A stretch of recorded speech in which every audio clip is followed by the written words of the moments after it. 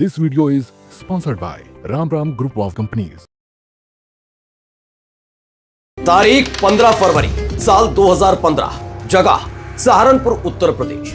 शहर के बीचों बीच बने तनिष्क ज्वेलरी शोरूम में पुलिस की वर्दी पहने कई लोग दंदनाते घुसते हैं। उस शोरूम में मौजूद लोग सहम जाते हैं। पहले उनको लगता है कि शायद जांच एजेंसी या फिर इनकम टैक्स की रेड है, जिनके साथ ये पुलिस वाले आए हैं।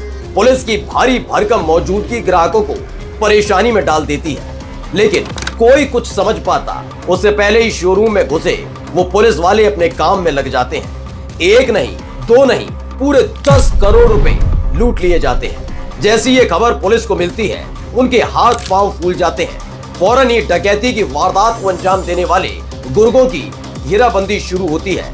इस बार पुलिस बिल्कुल सही समय पर पहुंची थी।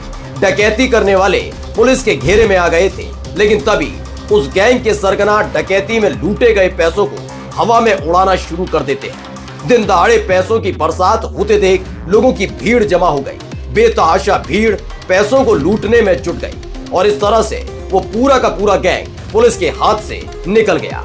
ये कोई फिल्मी कहानी नहीं है, बल्कि असलियत है। और जिस गैंग ने इस वारदात को अंजाम दिया था, वो गैंग था गैंग्स ऑफ कैराना, जिसका मुखिया था मुकीम काला। नमस्कार, मैं हूं प्रज्वल गौतम और आप देख रहे हैं टशनबाज।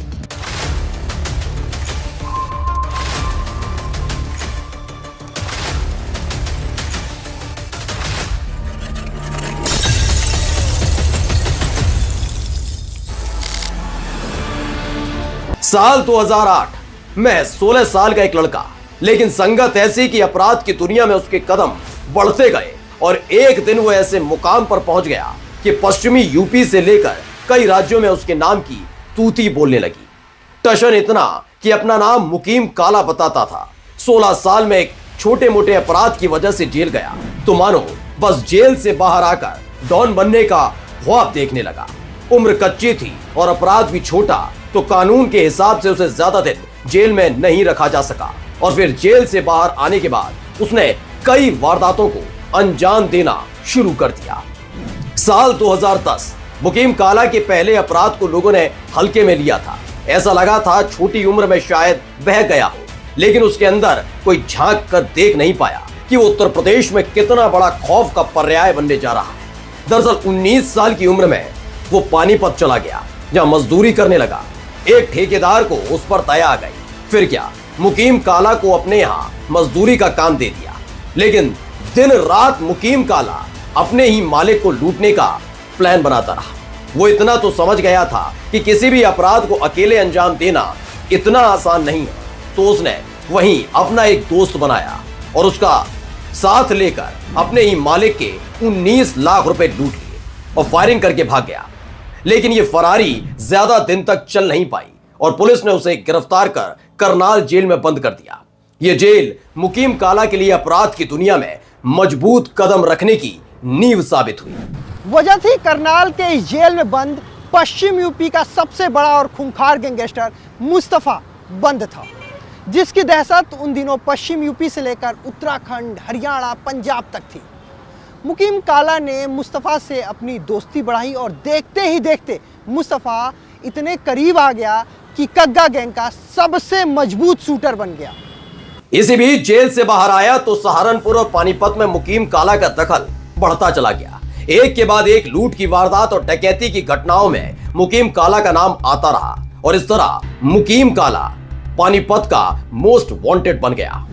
साल 2011 ये वो बरस था जब मुकीम काला का गुरु यानी कि मुस्तफा कग्गा भी जेल से बाहर आ गया था। अब एक मिलकर 2 नहीं बल्कि 11 बन चुके थे। तो कग्गा और मुकीम काला ने मिलकर पश्चिमी यूपी, हरियाणा, एनसीआर और उत्तराखंड में एक के बाद एक वारदातों को अंजाम दिया। इसी बीच एक खबर आई। इस गैंग के कानों तक ये खबर पहुंची कि खनन की करोड़ों रुपए की रॉयल्टी बैंक में जमा होती है। फिर क्या, रॉयल्टी कैश लूटने का प्लान बना डाला।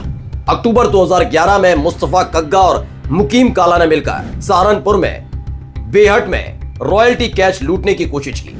कैश की सुरक्षा में तैनात पुलिस वालों से सामना हुआ तो मुकीम काला ने खाकी वालों पर गोली चलाने में भी कोई गुरेज नहीं किया। इस वारदात में सिपाही बलबीर सिंह और एक होमगार्ड को गोली मार दी, जिसमें सिपाही बलबीर सिंह की मौत हो गई। New Public Inter College, Lucknow. Admission open. For more information, call 0522 282232 or 7755 089585. साल दिसंबर 2011। काम तो मुकीम काला मुस्तफा गैंग के लिए कर रहा था, लेकिन वो अपना खुद का गैंग खड़ा करना चाहता था।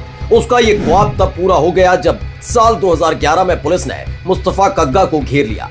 कहा जाता है कि इस दौरान काफी देर तक दोनों तरफ से गोलीबारी होती रही, लेकिन आखिर में पुलिस ने मुस्तफा कग्गा को ढेर कर दिया और इस तरह गैंग की कमान मुकीम काला के हाथ में आ गई, जिसे गैंग्स ऑफ कैराना का नाम दिया गया। कहा जाता है कि अपनी इन वारदातों को जब वो अखबार में पढ़ता तो खूब खुश होता था। अब तक मुकीम काला पर 2 लाख का इनाम घोषित हो गया था। वहीं पुलिस अब मुकीम काला का अध्याय खत्म करने के लिए तैयार बैठी थी। तभी खबर आई। तारीख 5 जून साल 2013। कहा जाता है कि मुस्तफा कग्गा के एनकाउंटर के बाद मुकीम काला करीब 2 साल तक खामोश रहा। वो अपने गैंग की ताकत को बढ़ाने में जुटा हुआ था और इंतजार था एक मौके का। लेकिन इस दौरान पैसों की तंगी भी आने लगी थी, तो हरियाणा बॉर्डर पर बने एक पेट्रोल पंप को लूटने की प्लानिंग बनाई गई। लेकिन मुकीम काला के इस प्लान को किसी ने लीक कर दिया। पुलिस पहले से ही तैयार बैठी थी। इस बार पक्का था कि मुकीम काला किसी भी कीमत पर बचकर नहीं जा पाएगा। एक एक गाड़ी पर नजर रखी जा रही थी।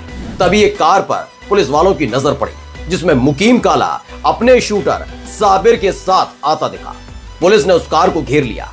अपने आप को घिरा देख मुकीम काला और उसके शूटर शाबिर ने पुलिस पर गोलीबारी शुरू कर दी, जिसमें एक गोली सीओ उमेश यादव के गनर राहुल ढाका को लगी और उनकी मौके पर ही मौत हो गई। इस दौरान मुकीम काला के हौसले इस तरह बुलंद हो गए कि गनर राहुल ढाका की कार्बाइन लूटकर वो फरार हो गया। इस एक वारदात ने पुलिस का गुस्सा 7वें आसमान पर चढ़ा दिया, क्योंकि इससे पहले भी मुकीम काला ने कई पुलिस वालों पर गोलियां चलाई थी। अब वो पूरी तरह से पुलिस की रडार पर आ गया था। मुकीम समझ गया कि अभी जल्दबाजी करने से कुछ नहीं मिलने वाला, तो वो कुछ दिन अंडरग्राउंड हो गया।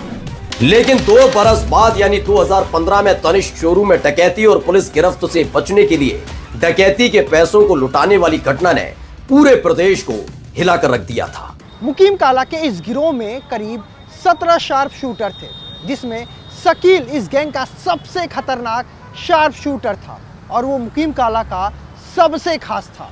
महीना अक्टूबर साल 2015। एक बार फिर से मुकीम काला और उसके शूटर साबिर की लोकेशन पुलिस को मिली। इस बार मौका हाथ से जाने देने के लिए पुलिस तैयार नहीं थी। खबर थी कि वो एक कार से दिल्ली के रास्ते लोनी जाएगा, लेकिन पुलिस और एसटीएफ ने मिलकर नोएडा गेट पर ही मुकीम काला और साबिर को गिरफ्तार कर लिया। करीब 3 साल बाद एनकाउंटर में साबिर को पुलिस ने मार गिराया, जिसके बाद तो मानो मुकीम काला गैंग पूरी तरह से ढेर हो गया। वहीं एक जेल से दूसरी जेल और दूसरी जेल से तीसरी जेल में मुकीम काला को शिफ्ट किया जाता रहा, जिसे साल 2021 में चित्रकूट जेल में शिफ्ट किया गया था। साल 2021 महीना मई, जगह चित्रकूट जेल। अचानक से जेल में अफरा तफरी मच गई। ताबड़तोड़ गोलियां चलने लगी। खबर आई कि इस वारदात में एक कैदी ने मुख्तार अंसारी के गुर्गे मेराज का सीना छलनी कर दिया है।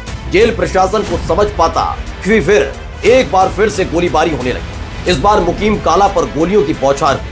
वहीं उसी जगह मुकीम काला ढेर हो गया। इस वारदात को अंजाम देने वाला अंशु दीक्षित नाम का कैदी था, जिसने 9mm की पिस्टल से यह हमला किया था। इस हमले के बाद अंशु ने जेल में ही 5 कैदियों को अपना बंधक बना लिया था। पुलिस ने समझाने की कोशिश की, लेकिन अंशु नहीं माना, जिसके बाद अंशु दीक्षित का भी पुलिस ने एनकाउंटर कर दिया। बाद में पता चला कि अंशु को जेल के अंदर न केवल पिस्टल मुहैया कराई गई थी, बल्कि 2 एक्स्ट्रा मैगजीन भी दी गई थी। इस एक वारदात ने जेल प्रशासन पर सवाल तो खड़े किए, लेकिन मुकीम काला का अध्याय हमेशा हमेशा के लिए बंद हो गया।